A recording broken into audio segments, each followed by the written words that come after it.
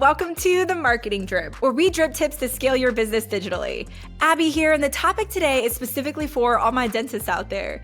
I talked with Dr. Christopher Phelps, who's not only a dentist in Charlotte, North Carolina, but he also is an Amazon bestselling author, an entrepreneur, a podcaster, and the founder and president of Golden Goose Scheduling. Golden Goose Scheduling helps practices answer and schedule more new patient calls while reactivating patients who are overdue for hygiene care. What's really amazing about him is he understands the practice from a clinical and business standpoint. As the founder of the Phelps Institute, your marketing CEO, Dental Membership Direct, and Sunrise Dental Solutions, he trains dentists on how to run their practice. He advises practices to really ensure they see an ROI in their marketing investment, grow your in-house membership plan, and improve systems, leadership, and profitability. So I'm really excited about today's episode. So let's go ahead and begin. Today's drip provided by Digital Resource, a full-service digital marketing agency that is your resource for everything digital.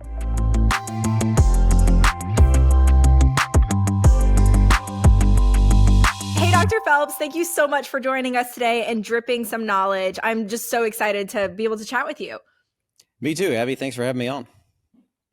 Yeah, absolutely. So I'm just going to dive right in. I want to talk about your experience as far as Golden Goose Scheduling and really pick your brain when it comes to phone calls and the power that it has when it comes to practices, making sure that they're implementing it and making sure that they have that high quality experience and conversions when it comes to patients. So why do you, because a lot of people think like, oh, we have emails, we have automations, we have all these things in place. Phone calls are kind of falling at the waistline, or text messages are typically what happens, right? Why do you think phone calls are so impactful for today? Well, even though we're in an age of technology and we're getting to the point where it seems like we don't want to verbally talk to anyone if we can help it when it comes to a business, there are just certain questions, certain things that come up and certain types of people that still want to connect over the phone. And I'm a big fan of, I've always said, let people communicate with you in the way that they want to communicate with you. So, I love automated meetings. I love the text. I love the chats. I love all of those, the online scheduling. But that also means there's still a large percentage of people that they still want to talk, right? And to do that, we can't just ignore them completely, because as far as I've seen from, our clients and other offices I work with across the country, the telephone is still the number one major source for new patient phone calls. Yeah. It's so head on as far as it's really hard to know how people like to best communicate. And sometimes it changes too. So it's being sure, love that you said that you're on every type of communication style. If they like to text, if they like to email, if they like to have phone calls, you need to be present in all those avenues to make sure that you are catering to every single audience. And these types of softwares, empower you to do that. But I agree, the phone is so powerful. It's almost rare nowadays. So when you have it, it's a lot, you're going to convert a lot higher, which is insane. Definitely. So when people see your advertisements, right? If you're lucky, they pick up the phone right then and call from that, or many times they go to your website and look for more information if they're still interested. And if their search gets satisfied there, then they'll pick up the phone. But ultimately, when people are unsure, they really prefer to get on the horn and talk to somebody, right? And so that's why that direct connection, and there's so many ways to influence people on the telephone. And you can totally change mindsets in people. And when you're doing like an online scheduling or some format, you don't really know who you're getting. Not really. So I also love the phone call because it's a great precursor to kind of let me and my team know, who is this person coming in that just magically appeared on the schedule? And what are we in for, right? What mindset are they in? What are they expecting, right? What are they here to talk about? And the more you know, obviously, the better prepared you can be. Yeah. It's more, everything's a nurturing step, right? You're giving these pain points, you're nurturing them to make sure that they understand all their options. But the human aspect of it all, I mean, especially in dentistry, it is we still have to go to our appointments. We still have to see each other. We still have to have that trust factor. And for them to hear you and for us to hear the doctor is so impactful to make sure there is that human aspect of it. That's still important. It's very important. Definitely. Well, and think of it this way, like when you look at any dental advertisement out there, and see, you got to know the average patient is getting on average 15 to 20 dental marketing pieces a month, right? And pretty much if you look at them, they all look exactly the same, right? Same things they're saying, same kind of pictures. Hell, half of them even have the same Yes. stock photos they're using, right? So a patient Mm-hmm. ultimately doesn't know how to differentiate them, right? Tell them apart. So the telephone can also be another powerful differentiator from to make your office stand out. When they call other offices and they hear things one way versus yours, and it's a totally different experience, automatically that can be the decision maker 9 times out of 10 to bring them your direction. Absolutely. Personalization matters. That's how you stand out. And you will know the results out of anybody. So, what type of results do you typically see when you have new customers come on as far as Golden Goose scheduling? What type of results do you see with the phone calls, and how quickly do you see those types of results? Yeah, well, you know what's interesting? So before I started Golden Goose scheduling, my goal was if somebody else had solved the problem of the telephone to help offices be Mhm. capture these lost opportunities, then I wasn't about to go back and reinvent the wheel. Right, I would have just pushed people to those sources.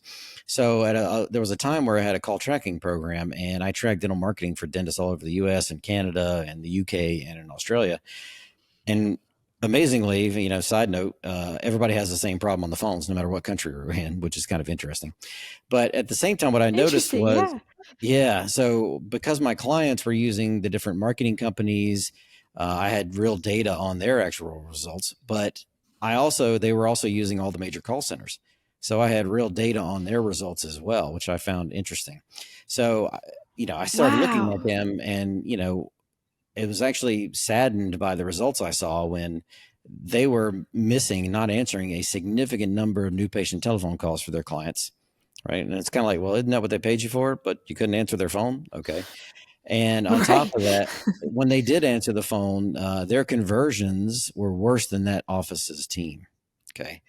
I mean, and nationwide averages on new patient calls anyway, for most average offices is about a third, and you're less than that, right? So, I mean, I guess that's better than not answering, but it wasn't much better.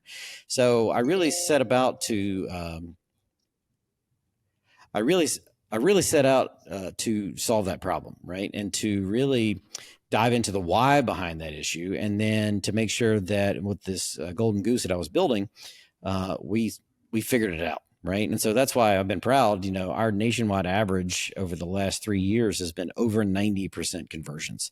Okay, when most other call centers were like Wow. 17, most other call centers were 17% conversions. And I'm talking about a fee for service patient and somebody calling and you're not in network. Okay, which is the most challenging conversation to have. And they're Absolutely. Yeah. still a 90% range versus, most call centers for a PPO office. So if you accept their insurance, you got a better chance to schedule them. They're converting 47 to 49% of the time, which is still not good, right? I mean, you take their insurance and you still Right. can't get them in the door. That's a problem. So being 90% for fee for service and in network is, we stand behind that and we're pretty proud of it. Those are big numbers. That is 90%. I'm just processing that. That's incredible. Yeah. You should be That proud of that. It's That's a what it huge tells you is number. if we answer the phone, they're probably going to show. We're going to make an appointment and they're going to show. And again, to go back for like how impactful it is and everything too, we hear about this a lot too with our ads, right? Like, yes, we can get as many leads as you want, but if you're not converting them on the phone, if you're not there to answer the phone, if you don't have people that are trained up at the front to make sure that they are getting on the schedule or be able to answer the right questions or say the right things, uh, that's what's hard, right? But what's nice is in dentistry you have all these different resources, including you guys, to be able to like take that weight load off and be like, do you need the call aspect to reach out? Do you need the answering? It's so crucial that and even for me, I'm a millennial and everyone's always like, oh, millennials, they like to do things fast and do things. Sure, yes, we absolutely do, but I still like, when it comes to appointments, like healthcare appointments as a whole, I still like to pick up the phone and call because I want to make sure what I'm getting into, all my questions are answered as far as like cost and like what exactly we're doing and why I'm doing it. I like to have a general understanding, and I mean, the proof is in the pudding. That's Yeah. insane. That is Yep. insane. Yeah.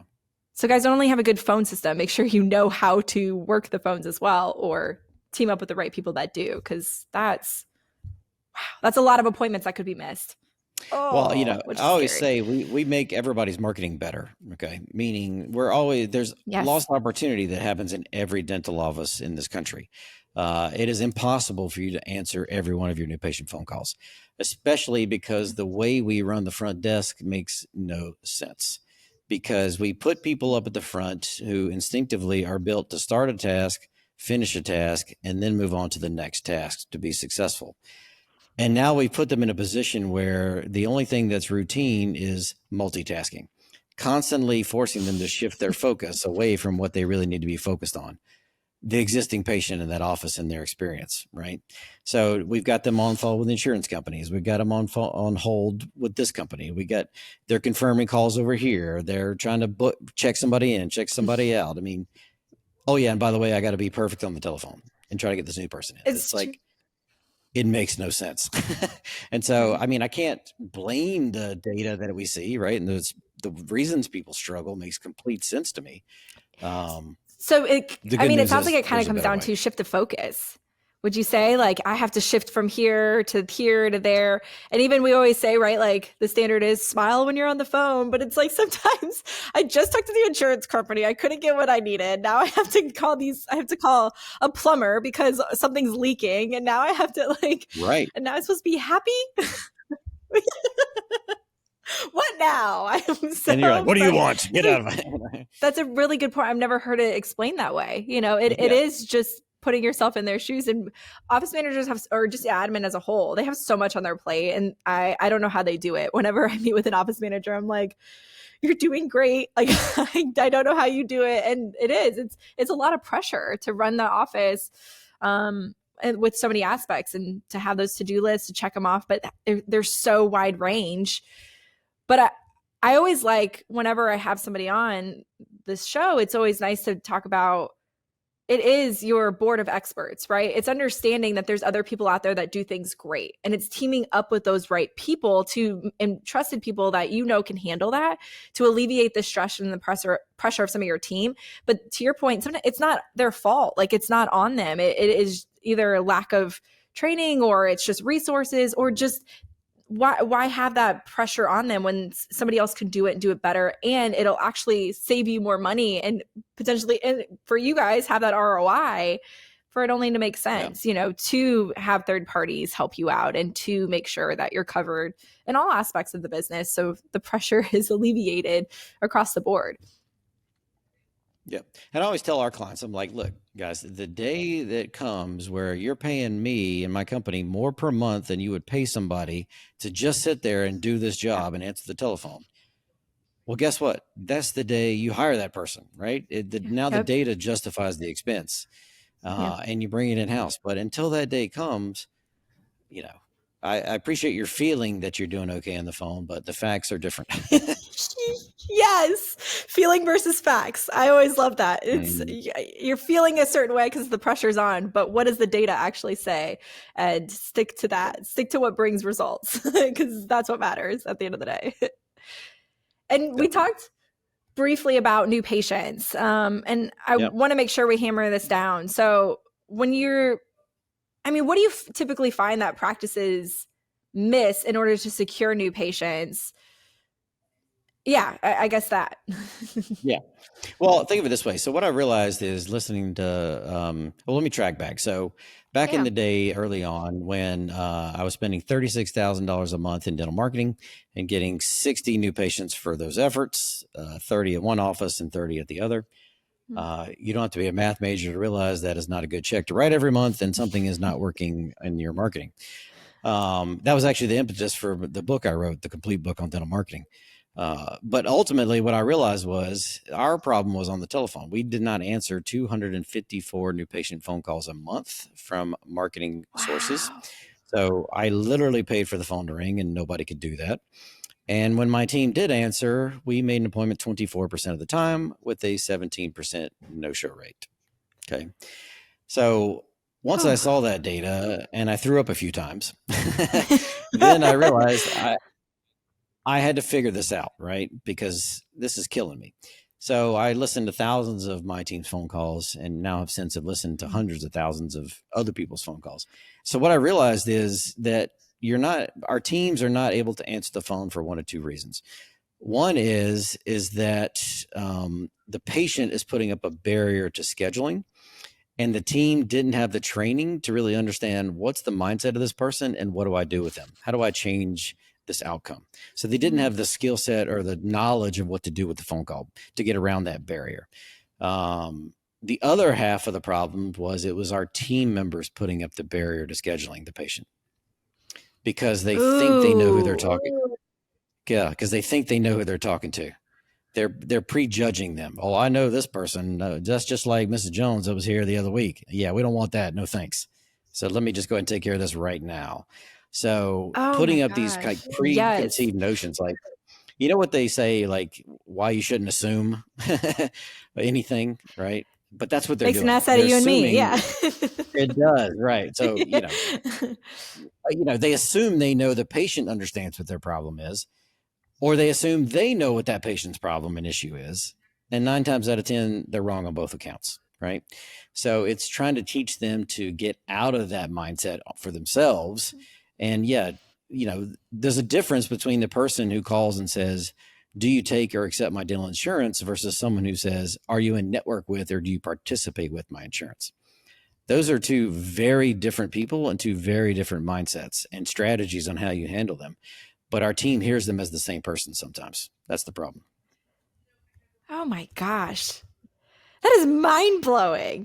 Just even listening for the cues, but absolutely, it's hard not. And I mean, I'm thinking, I'm reflecting on myself right now. Like, oh my gosh, yeah. Yeah. Sometimes you do get on that call and you assume anything, or vice versa. They're assuming certain things, and understanding how to have those conversations and ask the right questions, like prospecting questions to Yes. identify, would you say, and listen, to your Yep. point, listening for those cues. That's a lot of training. That's gotta be, Yeah. I mean, yeah. it's a lot, right? And especially somebody who was just on hold with the insurance company and is pissed off, now they're switching over to handle this new patient call, is not really in the right mindset to go through the steps and motions needed that this person needs, really, to really size up what's actually happening in this phone call and what do I need to do about it next. I love that. And then is there empathy? I would almost say, like, you need to be empathetic towards everything. But to your point, there's so much going on. How can you empathize with both parties? You have to be able to. You don't know, and they don't know, and it's just a conversation. You're trying to both get what you want. Yeah.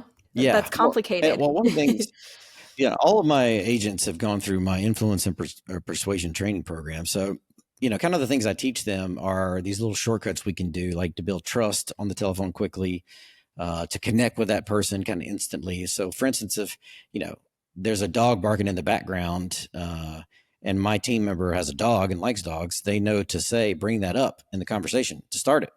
Hey, is that a dog in the background? Oh, tell me about your dog. I have a dog. And they'll spend 30 seconds to a minute talking about their dogs, right? But now that they've made that connection, they're now automatically more likely to make that appointment and schedule.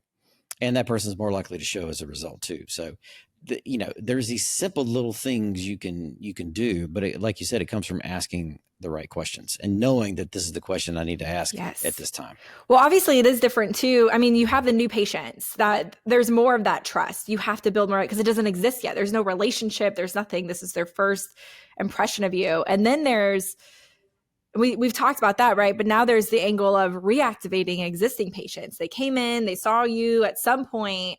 How do you get them back on the schedule? What's your guys' strategy to help with that on the phone? Well, for those of my clients that have a dental membership plan, it becomes a whole lot easier to get more people back, because what most offices don't realize is that if people who drop off your schedule, sure, some of it may have been they didn't like you or they didn't like your treatment plan or whatever. But for a big percentage of them, the truth is that they actually lost their dental insurance somewhere along the way in this relationship. And our culture is so ingrained in us that we have to have insurance to go to the doctor for any reason, right? So that when they lose this dental insurance, this barrier comes up in the patient mindset, and they think, I can't go unless it hurts or I'm in pain, right? Because I don't have insurance. So if they knew that you had a dental membership plan, right, it's something that could get them over that barrier, give them the sense that they have insurance, then suddenly that's an easy way to Yes. reactivate them. Okay, just by having that conversation.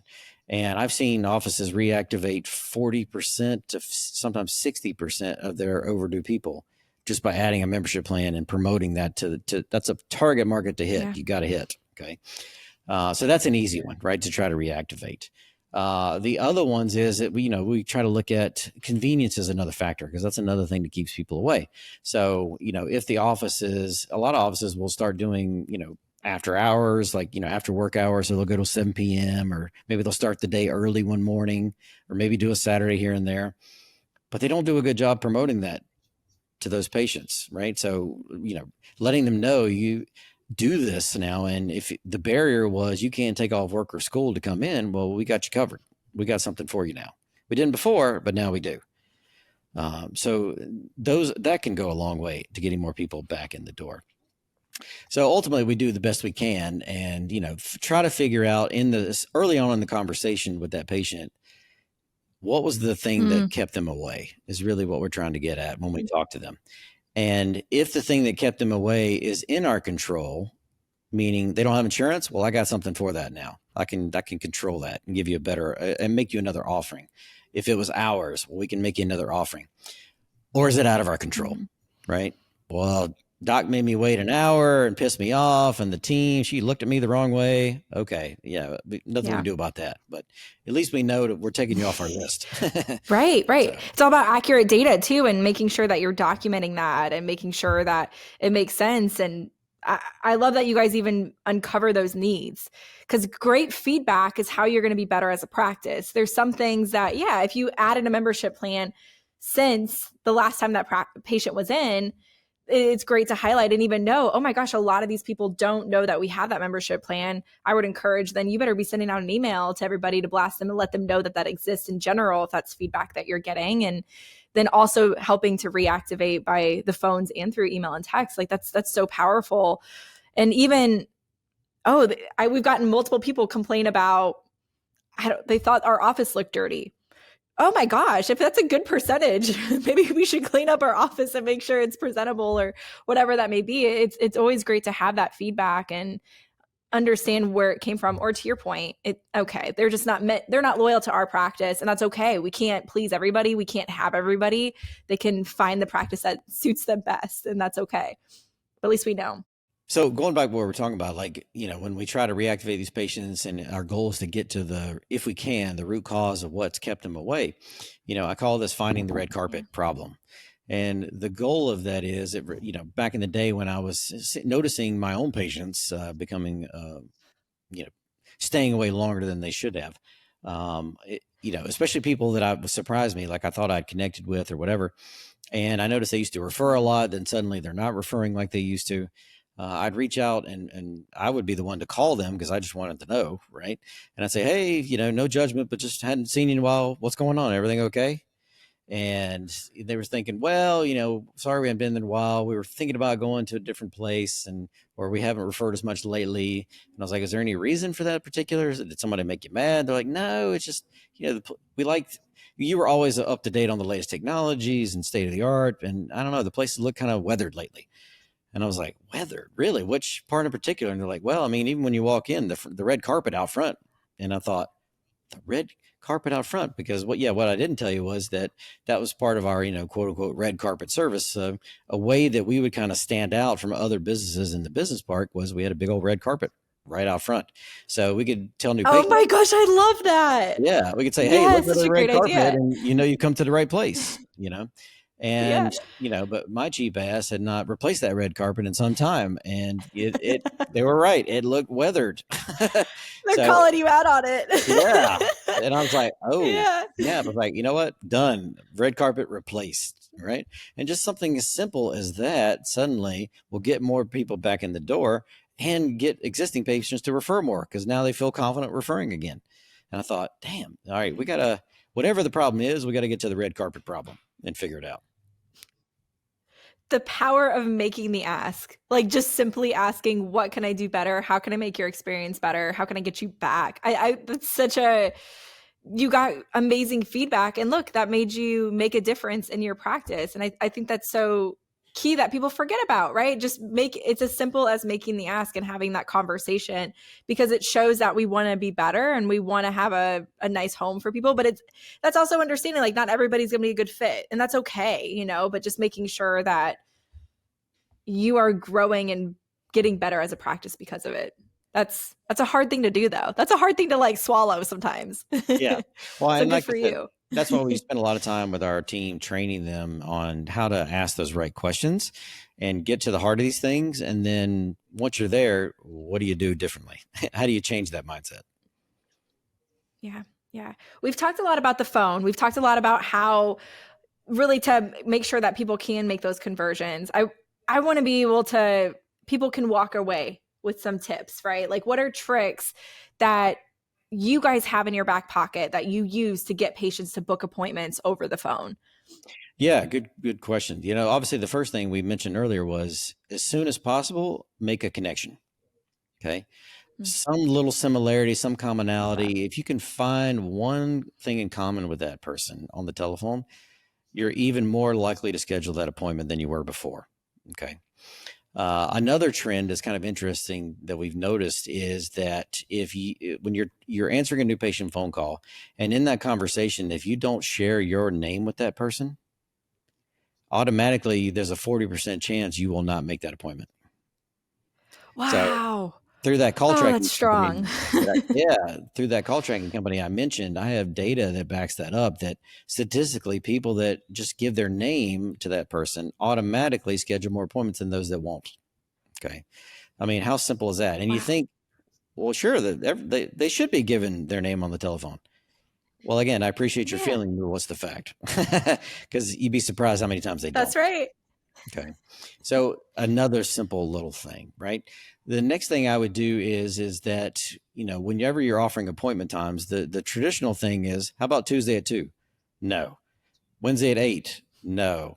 Friday at 4? Yes.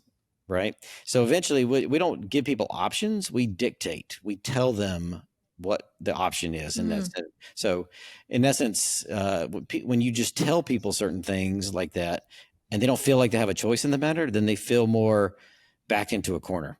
So if you keep asking them something like that and they keep saying no, this principle of reciprocity is going to kick in to where eventually they're going to say yes to something. But if they say yes, they're not necessarily committed to that appointment time. Okay. Because they felt like you backed them into it. So what we do instead is, and Marriott kind of figured this out back in the 80s, is you have to offer them choices. And I call this the this or that approach to presenting treatment, or in this case, scheduling appointments. So this week or next week? This week. Great. Morning or afternoon? Afternoon. Okay. Tuesday or Wednesday? Wednesday. 2 o'clock or 4 o'clock? 4 o'clock. Great. We'll see you this Wednesday at 4. So we've offered them these two options every step of the way, and you can keep doing this and funnel Oof. them into whatever available appointment time that you have. But what you don't realize is every time you give them that this or that choice, right?